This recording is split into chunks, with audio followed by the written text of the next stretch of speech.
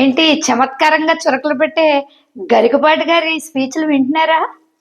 లేదా కొత్త సంవత్సరానికి వచ్చేసాం, వద్దండి బాబు అలా ఎటకారాలు అవి మాకేం వద్దు, మేము చక్కగా భక్తిగా శ్రద్ధగా భక్తి గురించి చెప్పే చాగంటి గారి ప్రవచనాలు వింటున్నాం అనుకుంటున్నారా? ఏం విందామని డిసైడ్ అయ్యారు? రెండు కాదు, మేము జీవితాన్ని గెలిచిన వ్యక్తుల కథలు వింటాం, అందులో మా ఎదురుగుండా ఉన్న డిప్యూటీ సీఎం గారి స్టోరీ చూసుకుంటున్నాం అనుకుంటున్నారా? నిజమే. 10 ఏళ్ళు పోరాడి, అందరి చేత నానా మాటలు పడి, అక్కడే గెలిచి సేవ అంటే ఏంటో చూపిస్తున్నవారు, అలాంటి వారు పవన్ కళ్యాణ్‌లో చాలా మంది ఉన్నారు. మన డిప్యూటీ సీఎం లాంటి వారు.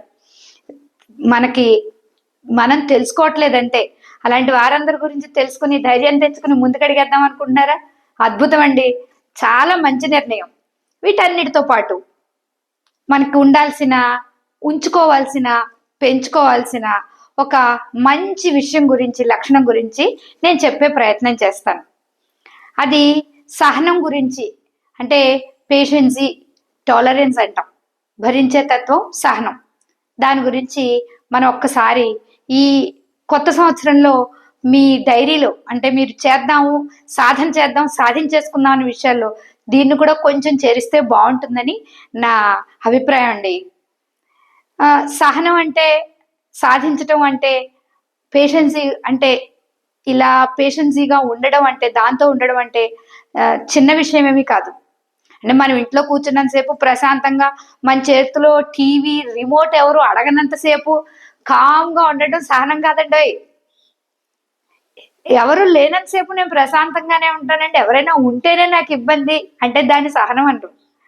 అది నలుగురు వ్యక్తులతో మనం ఉంటున్నప్పుడు మాత్రమే వచ్చే ఇబ్బంది. మనతో మనకి ఇబ్బంది రాదు కదా. ఎందుకంటే మనం అది మన చేతిలో, మన మనసు టీవీ చూడు అంటే చూస్తాము, ఫోన్ చూడు అంటే చూస్తాం, తిండి తిను అంటే తింటాం. మనతో మనకి ఎందుకు ఉంటుంది? మనతో మనకి ఇబ్బంది ఉండదు, మనతో మనం సహనంగా ఉండాల్సిన అవసరం ఉండదు. అది మిగిలిన వ్యక్తులతోటి మనం పెంచుకునే స్నేహం, పెంచుకునే బంధం, లేదా వారితో కలిగి ఉండే తీరు, అలాంటప్పుడు వారితో మనం ఉండాలనుకుంటున్నప్పుడు, లేదా వారు మనతో ఉండాలనుకుంటున్నప్పుడు, ఇద్దరు లేదా ముగ్గురు లేదా నలుగురు ఒక సమూహం వ్యక్తుల మధ్యలో, సమూహం మధ్యలో ఉన్నప్పుడు మాత్రం మనం ఎదుర్కొనే సమస్య అండి ఈ భావన. అసలు ఇలాంటి ఇబ్బందికర పరిస్థితి మనకి అసలు ఎప్పుడు వస్తుంది? సహనం లేకపోవడం అంటే ఏంటి? ఎలాంటప్పుడు మనకి అలాంటి భావన వస్తుంది? భరించలేకపోతున్నాం, ఇంక అసలు భరించలేం అన్నది ఎప్పుడు వస్తుంది అంటే, ఎవరైనా మన అభిప్రాయాన్ని గౌరవించినప్పుడు, మనల్ని నిర్లక్ష్యం చేస్తున్నప్పుడు, అలాగే నిరాదరించినప్పుడు, అదేవిధంగా ప్రతిదానికి మనం ఏది అంటే దానికి వాదిస్తూ ఉన్నప్పుడు, ఇలాంటప్పుడు మనం వారికి ఎదురు ఏదో ఒకటి సమాధానం చెప్పాలని అనవసరంగా, అంటే ఎదుటి వాళ్ళు మూర్ఖులైనప్పుడు మాత్రమే ఈ విషయాలు జరుగుతూ ఉంటాయి కదా.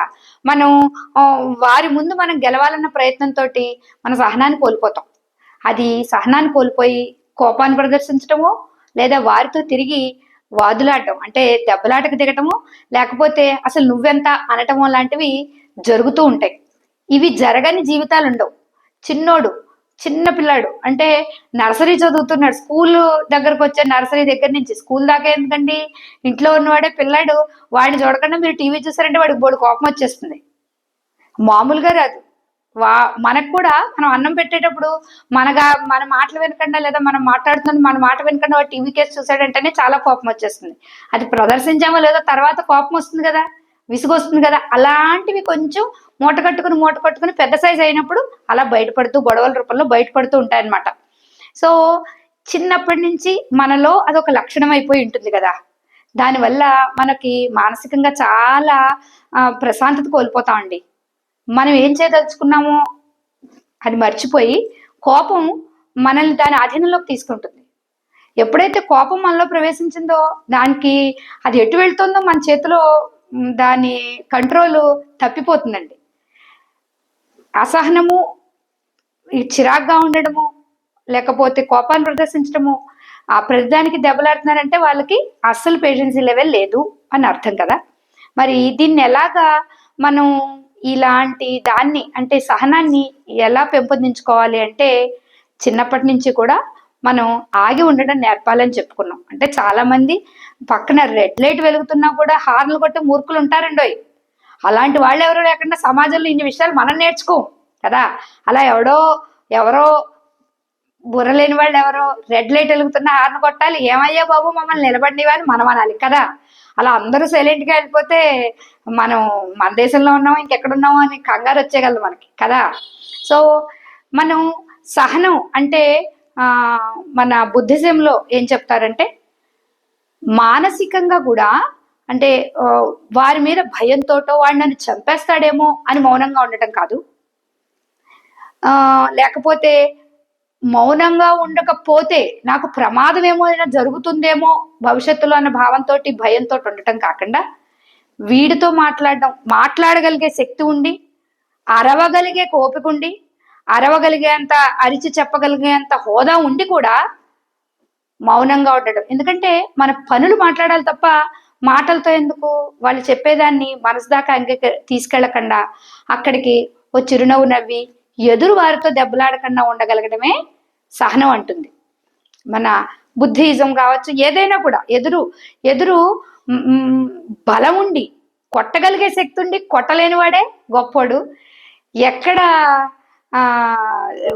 చూడండి, మా పవన్ కళ్యాణ్ డైలాగ్ ఒకటి ఉంటుంది, ఎక్కడ తగ్గాలో తెలిసిన వాడు. ఎక్కడ తగ్గాలి, మనకు అన్ని పవర్స్ ఉన్నా కూడా ఒక్కో చోట తగ్గి ఉండటం చాలా సమస్యలకి అది అలా కొట్టుకుపోతే అన్నమాట, జవాబు అయిపోతుంది. అందుకని ఈ సంవత్సరపు డైరీలో ఈ సంవత్సరం మీరు పెంచుకోవాల్సిన, తెచ్చుకోవాల్సిన, ఉంచుకోవాల్సిన లక్షణాల్లో ఒక్కటి ఈ సహనాన్ని కూడా జోడించండి.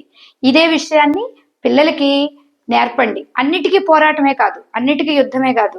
గెలుపు యొక్క లక్ష్యం నలుగురిని చంపేసి యుద్ధం లేకపోతే రక్తపాతం కాదు.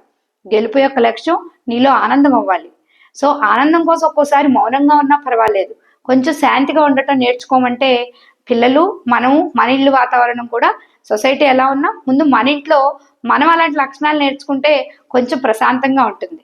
మీరు ఈ 2025 సంవత్సరం ప్రశాంతమైన జీవితాన్ని గడపడానికి సహనాన్ని అప్పు తెచ్చుకుంటారో, అరువు తెచ్చుకుంటారో, సొంతం చేసుకుంటారో ఒక్కసారి ఆలోచించండి. Thank you.